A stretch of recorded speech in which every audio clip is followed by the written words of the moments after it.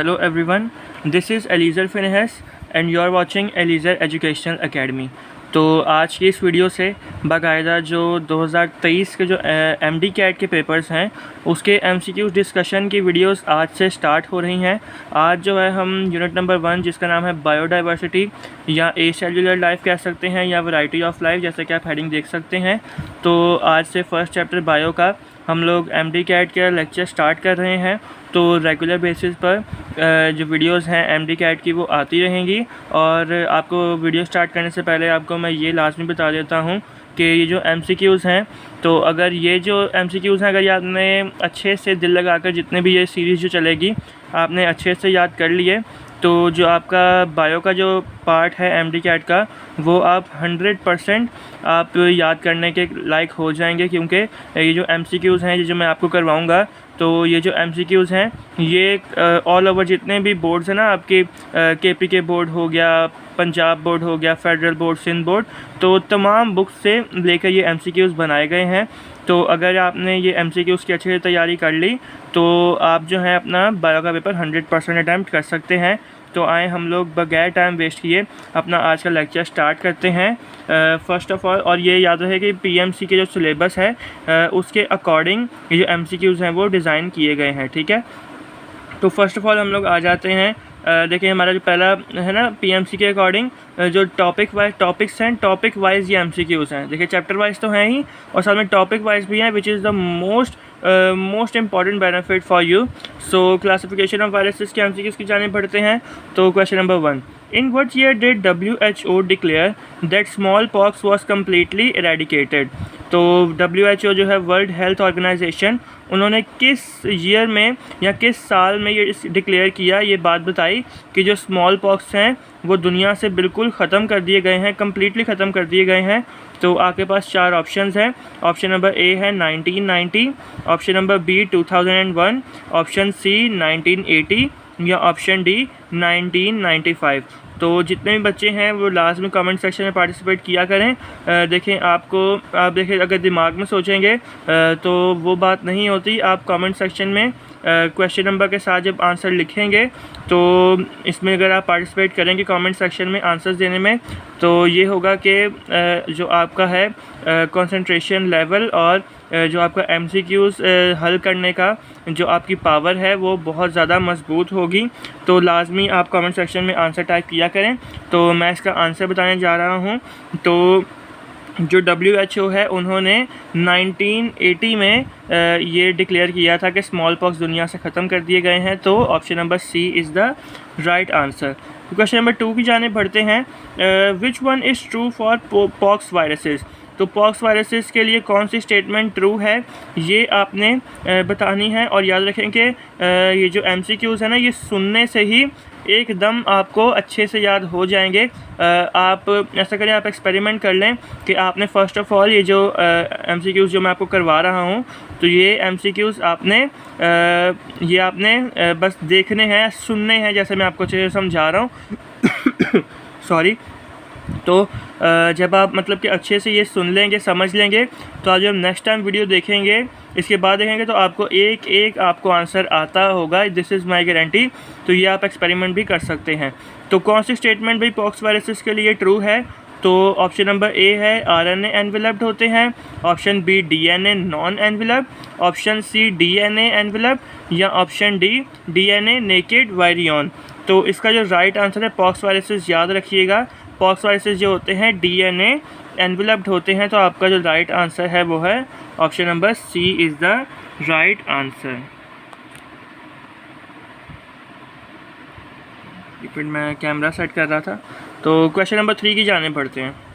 Question number 3, तो common cold is caused by, जो common cold होता है जिसको बोलते हैं ना सर्दी लग जाती है, फ्लू लग जाता है, खांसी वगैरह, तो कॉमन कोल्ड जो है किस वायरस की वजह से लगता है? तो ऑप्शन नंबर ए है adeno virus, option b rhabdo virus, option c tubulo virus या ऑप्शन डी पोलियोमा वायरस। तो 4 ऑप्शंस आपकी स्क्रीन पर मौजूद हैं। आपने इनमें से कोई एक आंसर को सिलेक्ट करना है। तो मुझे उम्मीद है आपने आंसर को सिलेक्ट कर लिया होगा। तो मैं इसका आंसर बताने जा रहा हूं। तो जो कॉमन कोल्ड है वो जो है वो एडिनो वायरस की वजह से लगता है। तो option A is the right answer. फिर आ जाता है question number 4, enveloped virus enters into host cells by. अच्छा, जो एनवेलप्ड वायरस हैं वो होस्ट सेल के अंदर कैसे एंटर करते हैं?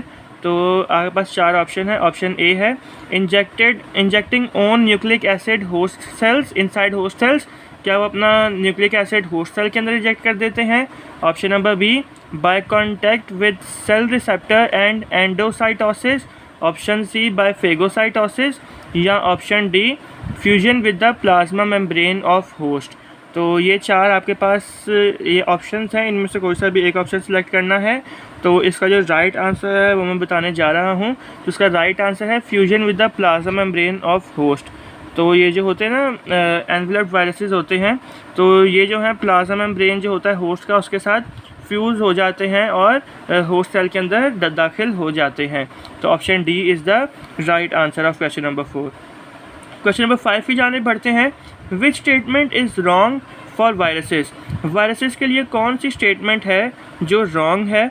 तो ऑप्शन नंबर ए है पहले कि ऑल आर पैरासाइट्स, क्या जितने भी हैं जितने भी वायरसेस हैं वो पैरासाइट्स होते हैं? तो बिल्कुल भी ऐसा नहीं है, पैरासाइट्स नहीं होते। तो क्वेश्चन नंबर बी की जाने बढ़ते हैं। बी में लिखा है all of them have helical symmetry. तो ये बात तो दुरुस्त लग रही है, सारे हेलिकल सिमेट्रिकल होते हैं वायरसेस, लेकिन फिर भी हमने किसी एक पे नहीं टिकना। एमसीक्यूज़ जब आप सॉल्व कर रहे हों तो आपने क्या करना है, आपने अच्छे से चारों ऑप्शंस पढ़ने होते हैं, ठीक है। और किसी किसी एमसीक्यूज़ में ऑप्शन नंबर ई भी होता है, तो इस बात का लाजमी ख्याल रखिएगा, ठीक है। तो question number C, they have ability to synthesise nucleic acids and proteins. तो वायरसेस जो होते हैं इनके पास एबिलिटी होती है कि वो न्यूक्लिक एसिड और प्रोटीन को सिंथेसाइज कर सकें। And D, antibiotics have no affect on them. तो भाई ये जो तीनों बातें हैं, ये option number A, C and D, तो ये गलत लिखी हुई हैं। तो ये जो ऑप्शन नंबर बी है ना, all of them have helical symmetry, तो यही आपका राइट आंसर है। तो हम लोग ऑप्शन नंबर बी पर टिक कर देते हैं, ठीक है। तो अब हम लोग बढ़ते हैं क्वेश्चन नंबर 6 की जानिब। How does a virus cause disease? ठीक है, तो एक वायरस होता है वो डिज़ीज़ कैसे कॉज करता है? तो इसमें 4 ऑप्शंस हैं। Option number A, it releases toxic chemicals. Option number B, it destroys healthy body cells. Option number C, it takes over the normal activities of the cell of a cell. And option number D, it takes a cell's nutrients. तो चारों जो बातें हैं वो तो बिल्कुल सही हैं, लेकिन हमसे जो पूछा गया है वो ये है कि जो वायरस है वो डिज़ीज़ कैसे कॉज करता है। तो इसका जो राइट आंसर है ऑप्शन नंबर सी कि it takes over the normal activities of a cell. जाहिर सी बात है, जब नॉर्मल एक्टिविटीज़ ऑफ सेल जो है वायरस ख़त्म कर देता है तो एज अ रिज़ल्ट जो है डिज़ीज़ कॉज हो जाती है, ठीक है। फिर नेक्स्ट उसके जाने बढ़ते हैं, नेक्स्ट क्वेश्चन की जानिब। Mad cow disease is caused by which of the following? Mad cow disease होती है ना, तो वो कौन से चीज़ की वजह से कॉज होती है ये वाली disease? First of all option number a, prion. Option b, virus. Option c, bacteria. या option d, both a and b. तो इन चारों में से आपने आंसर बताना है। तो इसका जो राइट आंसर है वो है prion. Option number a is the right answer. अगर मैं जल्दी आंसर लिख रहा हूँ तो आपने क्या करना है, आप वीडियो को पॉज कर सकते हैं और अच्छे से आप देख के समझ के अपना आंसर सेलेक्ट कर लिया करें और फिर वीडियो को वापसी चला दिया करें और देखा करें कि आपका जो आंसर है वो राइट है कि नहीं, ठीक है। फिर नेक्स्ट क्वेश्चन है, mumps and measles viruses belong to group paramyxoviruses which are the dash viruses. अच्छा, ये तो पता है कि मम्स एंड मीसल्स वायरस जो होते हैं वो पैरामाइक्सोवायरसेस होते हैं, लेकिन वो कौन से होते हैं भाई? अब अलग अलग किस्म के वायरसेस होते हैं। कोई आरएनए एनवेलप्ड होते हैं, कोई आरएनए नॉन एनवेलप्ड होते हैं, कोई डीएनए एनवेलप्ड होते हैं, कोई डीएनए नॉन एनवेलप्ड होते हैं। तो बहुत सारे वायरसेस होते हैं। तो देखते हैं कि जो मीसल्स एंड मम्स हैं वो कौन से होते हैं। तो ये 4 ऑप्शंस आपके सामने हैं। जैसे आरएनए एनवेलप्ड, एक सेकंड मैं जो कैमरा है उसको सही कर लूँ। आई थिंक नाउ जो आपका स्क्रीन है वो और भी ज़्यादा क्लियर हो गई होगी। थोड़ा जूम आउट भी कर लेता हूँ। हाँ, अब ठीक है। तो क्या लिखा है, हम लोग कौन से पे थे? हाँ, क्वेश्चन नंबर 8 पे थे कि मम्स एंड मीजल्स वायरस कौन से होते हैं। तो ऑप्शन नंबर ए हम जल्दी जल्दी से ऑप्शन पढ़ लेते हैं। Option number a RNA enveloped, option number b DNA naked, option number c RNA non enveloped या option number d DNA enveloped. तो जल्दी से हम लोग इसका मैं आंसर बताने जा रहा हूँ। जिसको आता है वो कमेंट सेक्शन में जो आंसर है वो लाजमी लिखे, लाजमी पार्टिसिपेट करें। तो इसका जो राइट आंसर है वो है option number a RNA enveloped. तो याद रखिएगा जो मीसल्स एंड मम्प्स वायरसेस होते हैं वो क्या होते हैं, वो RNA एनवेलप्ड वायरसेस होते हैं, ठीक है। फिर क्वेश्चन नंबर 9 की जाने बढ़ते हैं। Which of the following disease caused by enveloped RNA virus and spread in epidemic form. तो इनमें से कौन सी ऐसी डिजीज़ है जो कि एनवेलप्ड RNA वायरस की वजह से कॉज होती है और जो आप एपिडेमिक फॉर्म में फैलना शुरू हो जाती है आपकी बॉडी के अंदर। तो इसमें हमें 4 वायरसेस दिए गए हैं, इनमें से कोई एक बताना है। Option number a influenza, option number b herpes simplex, option number c polio या option number d small pox. तो इसका जो क्वेश्चन नंबर 9 का जो राइट आंसर है हमारे पास वो मैं बताने जा रहा हूँ। तो इसका जो राइट आंसर है वो है option number a influenza is the right answer. फिर क्वेश्चन नंबर 10 की जाने बढ़ते हैं। Influenza is caused by, influenza जो वायरस होता है वो कौन से वायरस की वजह से कॉज होता है। तो आपके सामने ऑप्शंस में दे रहा हूँ। Option number a adeno virus, option b pox virus, option number c influenza virus या option number d herpes virus. तो भाई इस वजह से सवाल में कुछ सोचने समझने की ज़रूरत ही नहीं है। अगर पूछा गया है कि इन्फ्लुएंजा जो है वो किस वजह से कॉज होता है तो जाहिर सी बात है कि इन्फ्लुएंजा वायरस से वजह से ही कॉज होता है। तो option C is the right answer. Question number 11, viral disease that is widespread and caused by enveloped RNA virus is. अच्छा, जो ऐसी वायरल डिज़ीज़ जो कि मतलब कि बहुत ज़्यादा स्प्रेड होने वाली है, बहुत ज़्यादा फैलने वाली होती है और वो किस वजह से होती है, एनवेलप्ड RNA वायरस की वजह से होती है। तो ये 2 चीज़ें हैं ऐसी, मैं आपको फिर दोबारा रिपीट कर देता हूँ। ऐसी डिज़ीज़ जो कि बहुत ज़्यादा फैलने वाली हो और जो कि एनवेलप्ड RNA वायरस की वजह से लगती हो या कॉज होती हो, तो वो कौन सी ऐसी डिज़ीज़ है। तो 4 ऑप्शन आपके सामने हैं। Option number A polio, option number B hepatitis B, option number C smallpox या ऑप्शन नंबर डी इन्फ्लुएंजा। तो इन चारों में से आपने आंसर बताना है। तो जिन लोगों ने आंसर ढूंढ लिया है, जिनको पता है आंसर, तो बड़े वो इंटेलिजेंट बच्चे होंगे और आप लाजमी कमेंट सेक्शन में बताया करें कि जी मुझे इसका जो आंसर है वो आता था। तो हम लोग क्वेश्चन नंबर 11 की जाने बढ़ते हैं। तो सॉरी 11 तो हम लोग कर ही रहे हैं, सॉरी मैंने इसका आंसर बताना है। तो क्वेश्चन नंबर 11 का जो आपके पास आंसर है वो है option number D. Option number D is the right answer. ये जो वाइड स्प्रेड है वो इन्फ्लुएंजा वायरस होता है, ठीक है। तो क्वेश्चन नंबर 12 पे जाने पड़ते हैं। पोलियोमाइलिटिस अफेक्ट्स, जो पोलियोमाइलिटिस होता है वो किस चीज़ को अफेक्ट करता है। पोलियोमाइलिटिस भी वायरस है तो वो किस चीज़ को अफेक्ट करता है आपकी बॉडी के। तो first of all option number A motor neuron, option B sensory neuron, option C brain या ऑप्शन डी मसल्स। तो चारों ऑप्शंस आपके सामने हैं, आपने कोई सा भी एक ऑप्शन इसमें से सिलेक्ट करना है। तो जल्दी से कमेंट सेक्शन में आप लिख दें और मैं इसका जो आंसर है वो बताने जा रहा हूँ। तो इसका जो राइट आंसर है वो है option number A motor neuron. तो पोलियोमाइलिटिस जो है वो मोटर न्यूरॉन को अफेक्ट करता है, ठीक है। अब क्वेश्चन नंबर 13 की जाने पड़ते हैं, ठीक है। क्वेश्चन नंबर 13 जो है आपके पास वो है टोबैको मोज़ाइक वायरस, जिसको TMV भी कहा जाता है। TMV जीन्स आर, वो जो जीन्स होती हैं वो कैसी होती हैं, उनका स्ट्रक्चर बताना है कि कौन सा स्ट्रक्चर होता है। तो चारों ऑप्शंस पढ़ लेते हैं जल्दी से। Option number A single stranded RNA, option B double stranded DNA, option C proteinaceous उनकी जीन्स होती हैं या option number D double stranded RNA होता है। तो ये चारों ऑप्शंस में से आपने बताना है इसका राइट आंसर। तो जिसने TMV का स्ट्रक्चर देखा होगा तो उसे पता होगा, और जिस बच्चे को पता है तो बाकी इंटेलिजेंट बच्चा है। तो इसका जो राइट आंसर है वो है सिंगल स्ट्रैंडेड RNA। तो option number a is the right answer. हमेशा याद रखिएगा जो टोबैको मोज़ाइक वायरस है वो सिंगल स्ट्रैंडेड RNA वायरस है, ठीक है।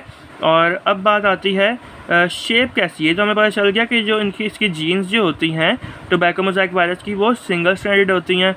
तो अब इसकी बतानी है कि शेप कैसी होती है, ठीक है। ये भी बड़ा एक अच्छा सवाल है। क्वेश्चन नंबर 14 में पूछा जा रहा है कि शेप ऑफ TMV इज़। तो ऑप्शन है आपके पास स्फेरिकल, रॉड, टेडपॉल या पिरामिडल। तो TMV की आपने शेप बतानी है। तो TMV की जो शेप होती है वो मैं आपको बताने जा रहा हूँ। चारों ऑप्शंस आपके सामने हैं, तो option B is the right answer. याद रखिएगा, जो TMV है, टोबैको मोज़ाइक वायरस है, उसकी रॉड शेप होती है, ठीक है। अब क्वेश्चन नंबर 15 की जाने पढ़ते हैं। All are characteristics of polio virus except. तो जितने भी ये चीज़ें लिखी हुई हैं सारी पोलियो वायरस की ही कैरेक्टरिस्टिक्स हैं, लेकिन किसी एक जो ऑप्शन है वो उसकी कैरेक्टरिस्टिक नहीं है पोलियो वायरस की, ठीक है। तो polio virus first of all small, तो बिल्कुल सही बात है जी, स्मॉल होते हैं पोलियो वायरस।